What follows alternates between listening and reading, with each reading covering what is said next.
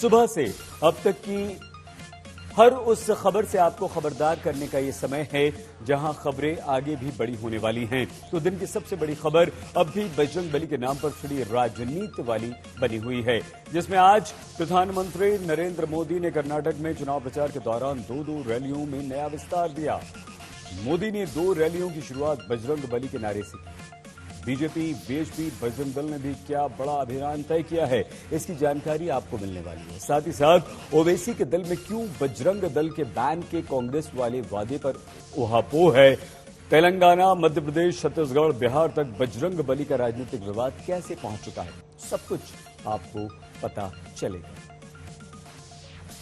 2 दिन के भीतर कर्नाटक का चुनावी मुद्दा तमाम मामलों को पीछे छोड़कर अचानक से राजनीतिक सेंसस में बजरंग दल और बजरंगबली के नाम पर चढ़ता जा रहा है। बस अब से थोड़ी देर पहले प्रधानमंत्री नरेंद्र मोदी ने कर्नाटक के मुदबिद्री और अंकोला में रैलियां की।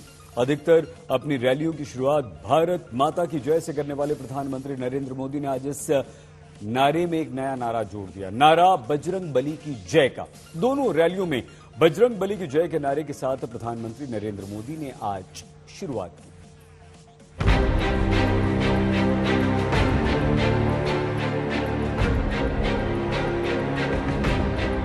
पहले प्रभु श्री राम को ताले में बंद किया और अब जय बजरंगबली बोलने वालों को ताले में बंद करने का संकल्प लिया है।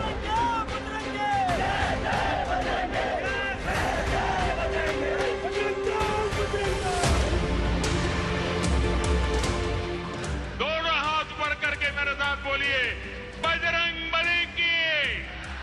कर्नाटक के चुनाव में बजरंगबली पर छिड़े प्रचार का ये राउंड 2 है। बजरंगबली की।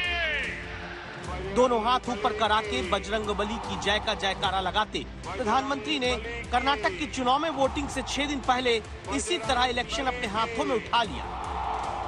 बजरंगबली की, बजरंगबली की, बजरंगबली की। जिसकी सियासी चूक दावों के मुताबिक कांग्रेस से मंगलवार को हुई, जब अक्षत चंदन छिड़ककर खुद को हिंदुवादी दिखाते हुए ही कांग्रेस नेता घोषणा पत्र तो लेकर आए, लेकिन पीएफआई से तुलना और बजरंग दल पर सत्ता में आने पर बैन का वादा कांग्रेस के लिए चुनौती बनने लगा, क्योंकि प्रधानमंत्री ने खुद इस मुद्दे को उठाया।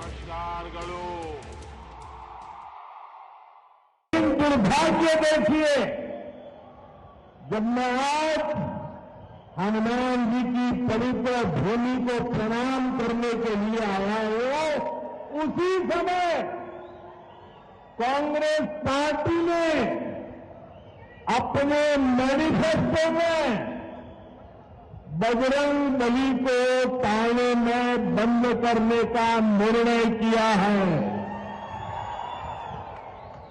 पहले प्रभु श्री राम को ताले में बंद किया और अब जय बजरंगबली बोलने वालों को ताले में बंद करने का संकल्प लिया है।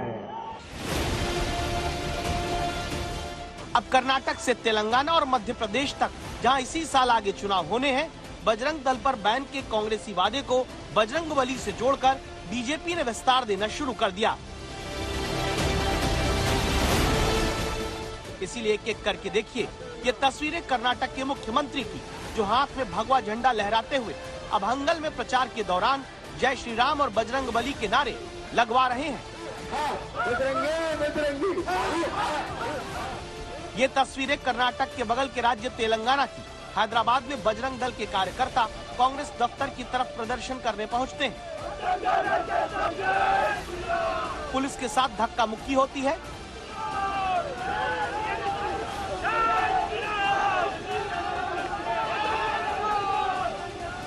फिर बजरंग दल के कार्यकर्ताओं को हिरासत में लिया जाता है।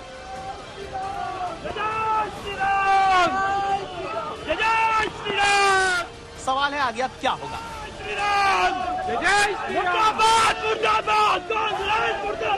क्या बजरंग दल पर बैन की बात कर्नाटक के चुनाव में अगले 6 दिन के भीतर कांग्रेस को हिंदू विरोधी होने के आरोपों में घेर लेगी? क्या वोटों का ध्रुवीकरण अब मजबूती से होगा। ये रक्षा करते हैं हमारी। मोदी जी आपसे भी यही रक्षा करते हैं हमारी। इनसे आप तुलना कर रहे हैं बजरंग दल की, जिनके विषय में आपके अपने नेता ज्योतिरादित्य सिंधिया ने क्या कहा था, याद है 2017 में, कि ये आईएसआई से संबंधित लोग हैं, आईएसआई सर्टिफाइड पार्टी है। बजरंग दल की तुलना बजरंगी से करेंगे और हम बर्दाश्त कर लेंगे? ये अपमान नहीं सहेंगे हम। कैसे अपमान कर सकते हैं वो बजरंग बली का? हम, अरे हमारी भी श्रद्धा है, हमारी भी आस्था है, हम अपने दिल के पास रखते हैं अपनी आस्था को, लेकिन कोई सीमा होती है अपमान करने की हमारी आस्था। जाको प्रभु दारुण दुख देही, बाकी मति पहले हर लेही। कांग्रेस की मति मारी गई है। बजरंग दल पर प्रतिबंध लगाने की बात करते हैं। वो बजरंग दल जो प्रखर राष्ट्रवादी संगठन है, वो बजरंग दल जो आतंकवाद का विरोध करता है, लव जिहाद का विरोध करता है। बजरंग बली के नाम पर अब छिड़े राजनीतिक विवाद में खुलकर कुछ भी बोलने से इनकार करते हुए कांग्रेस के अध्यक्ष मल्लिकार्जुन खड़गे ने ब्रेकिंग न्यूज दे दी है। कांग्रेस अध्यक्ष मल्लिकार्जुन खड़गे ने बीजेपी पर निशाना साधते हुए कहा कि बीजेपी के नेता रात में मटन खाते हैं, सुबह नॉनवेज खाने वालों को डांटते हैं। ध्रुवीकरण करके वोट मांगना सही नहीं है। मैं प्रधानमंत्री के बयान पर कोई जवाब नहीं दूंगा।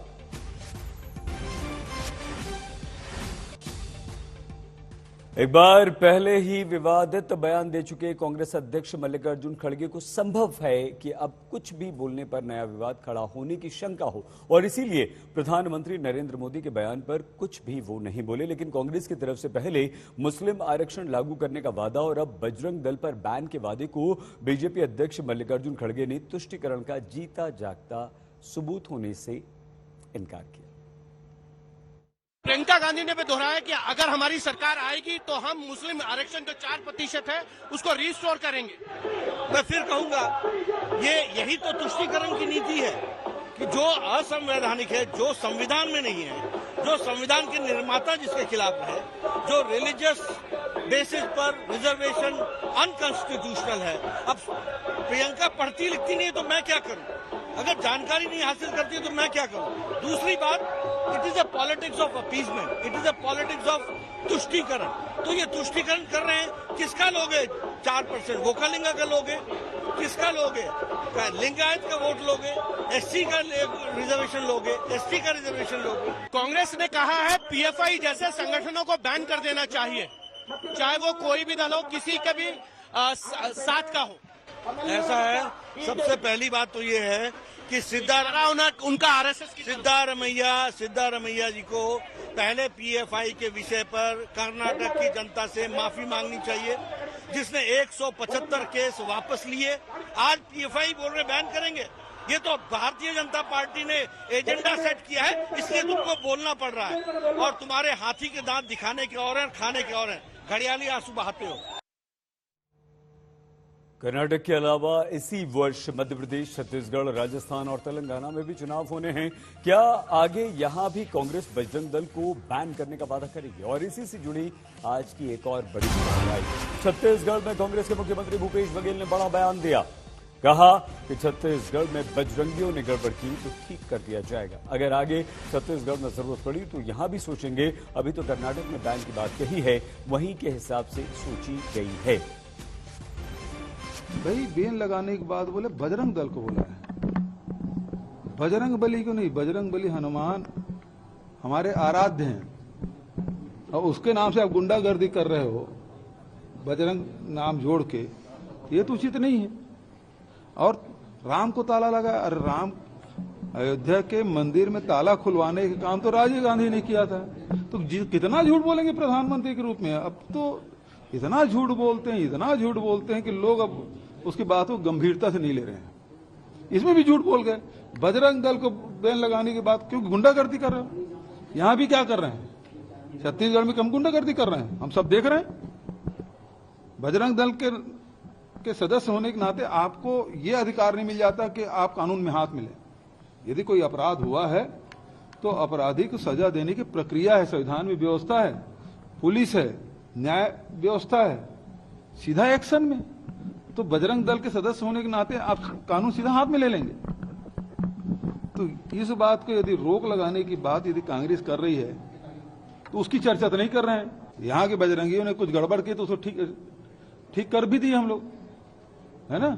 जरूरत पड़ेगी तो यहाँ भी सोचेंगे, लेकिन अभी वहां की समस्या के हिसाब से उस प्रदेश के जनप्रतिनिधियों ने, हमारी पार्टी के पदाधिकारियों ने जो सोचा है वो उसके हिसाब से। ये मामला अभी थमने वाला नहीं है। क्या 2024 तक भी बजरंग दल पर बैन से जुड़ा विवाद बजरंग बली के नाम से आगे बढ़ता रहेगा या फिर कांग्रेस बैकफुट पर आ जाएगी? इन प्रश्नों के कारण कुछ बातें आती हैं। अब गुरुवार को वीएचपी बजरंग दल ने बड़ा अभियान छेड़ना तय कर लिया है। गुरुवार शाम 7 बजे कर्नाटक के सभी मंदिरों में हनुमान चालीसा का पाठ वीएचपी बजरंग दल के कार्यकर्ता करेंगे।